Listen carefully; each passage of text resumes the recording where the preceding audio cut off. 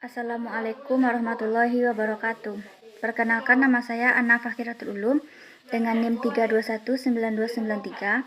Saya perwakilan dari kelompok 6. Baiklah, saya akan menjelaskan sedikit tentang Pegadaian Syariah, yaitu poin A, pengertian Pegadaian Syariah dan landasan hukum Pegadaian Syariah.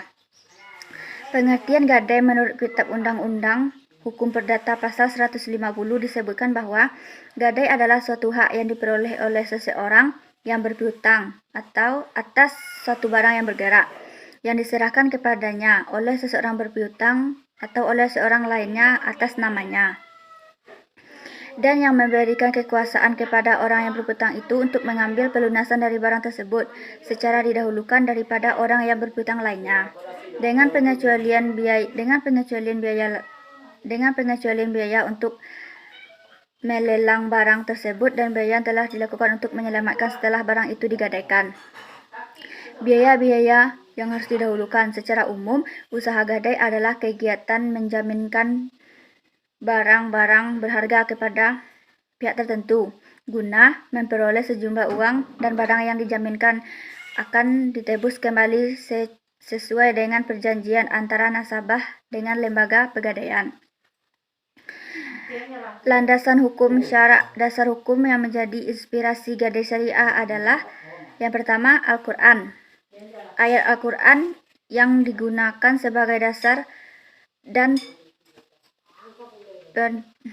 konsep gadai adalah firman Allah dalam surat Al-Baqarah yang artinya, jika kamu dalam perjalanan sedang kamu tidak memperoleh seorang penulis, maka hendaklah ada barang tanggungan yang dipegang. Yang kedua, yaitu hadis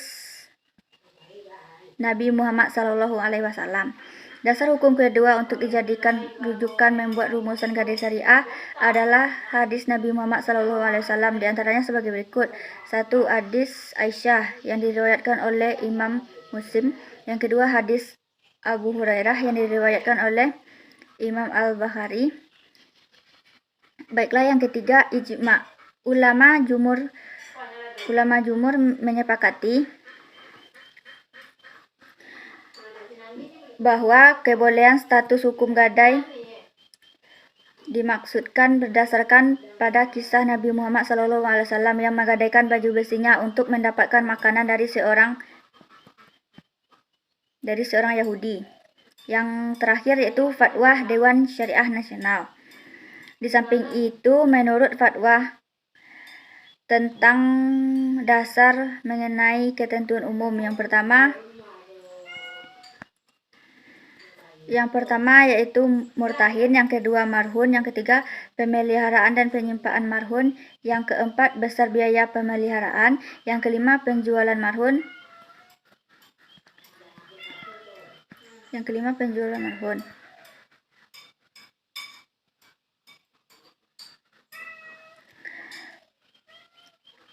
Sedangkan untuk gadai emas syariah menurut fatwa terbagi atas. Yang pertama, ran, yang kedua ongkos dan biaya penyimpanan barang, yang ketiga ongkos penyimpanan besarnya, yang keempat biaya penyimpanan barang atau marhun.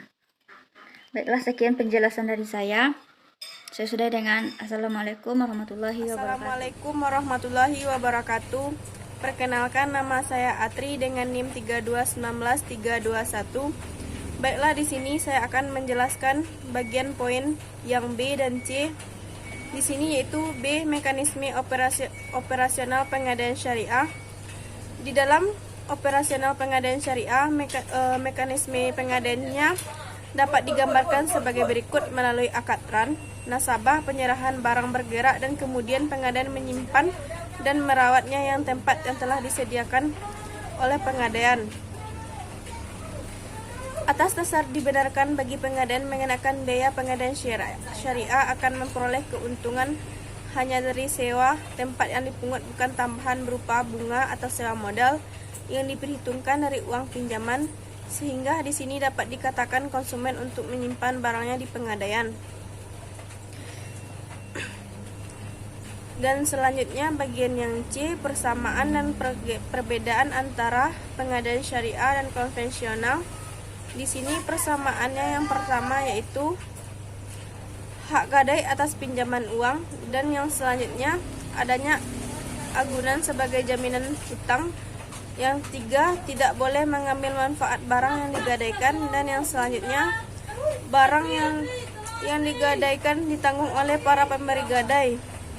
Dan yang selanjutnya, apabila waktu pinjaman uang habis, barang akan digadaikan boleh dijual atau dilelang. Dan yaitu perbedaan Pegadaian konvensional dan syariah. Gadai menurut hukum perdata di samping berprinsip tolong menolong, dan di dalam hukum perdata gadai berlaku pada benda yang bergerak, dan berlaku seluruh benda baik harus bergerak maupun tidak bergerak. Dan yang selanjutnya adanya istilah bunga memungut biaya untuk bunga bersifat akumulatif dan berlipat ganda. Dan selanjutnya dalam hukum perdata gadai dilaksanakan melalui suatu lembaga yang ada di Indonesia. Dan yang selanjutnya menarik bunga 10-14 untuk jangka waktu 4 bulan. Dan bila pinjaman tidak dilunasi, barang jamin akan dijual, dan kepada masyarakat bila pinjaman tidak dilunasi, barang jaminan dilelang kepada masyarakat. Baiklah, dan selanjutnya kelebihan uang hasil lelang tidak diambil oleh nasabah. Baiklah, hanya itulah ya dari penjelasan dari saya. Sesuai dengan Assalamualaikum warahmatullahi wabarakatuh. Sekian dan terima kasih. Dengan NIM 3219316 akan melanjutkan pembahasan dari materi makalah kami, yaitu bagian D, yaitu bagaimana pengaplikasian pegadaian di bank syariah. Adapun di bank syariah tentunya terdapat di sana pengaplikasian pegadaian ini, di mana di bank syariah ini pegadaian syariah berjalan di atas dua akad transaksi, yaitu akad rahan dan akad ijarah. Kemudian di dalam akad rahan ini sebagai barang jaminan yang menjadi yang terjadi pada prinsipnya adalah barang-barang bergerak, di antara lainnya adalah barang-barang perhiasan, kemudian elektronik seperti TV dan lain sebagainya, kemudian kendaraan seperti motor, mobil, kemudian barang-barang rumah tangga, kemudian bisa juga mesin. Inilah di antara barang-barang yang bisa dijadikan sebagai barang jaminan. Kemudian keunggulan produk ini adalah yang pertama, tersedia di seluruh wilayah Indonesia. Kemudian yang kedua adalah prosedurnya mudah. Kemudian yang ketiga adalah proses peminjaman merupakan terbilang cepat.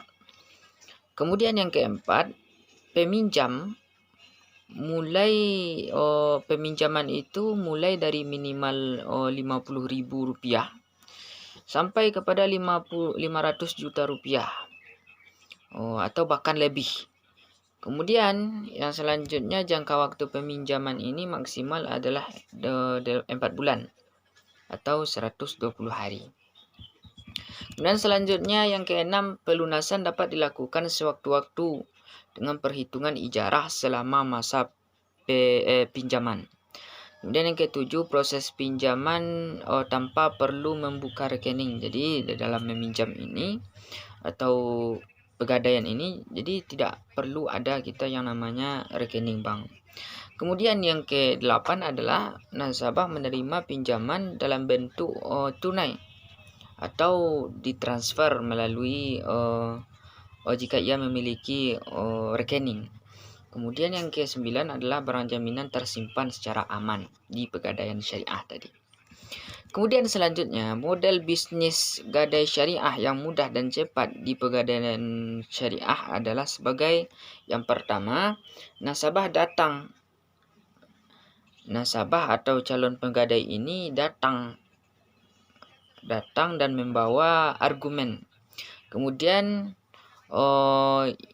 nasabah tadi atau orang yang ingin menggadaikan tadi ditaksir oleh penaksir dari pegadaian syariah atau dipertimbangkan apakah ia layak atau barang yang ia gadaikan ini layak untuk diimbali atau tidak.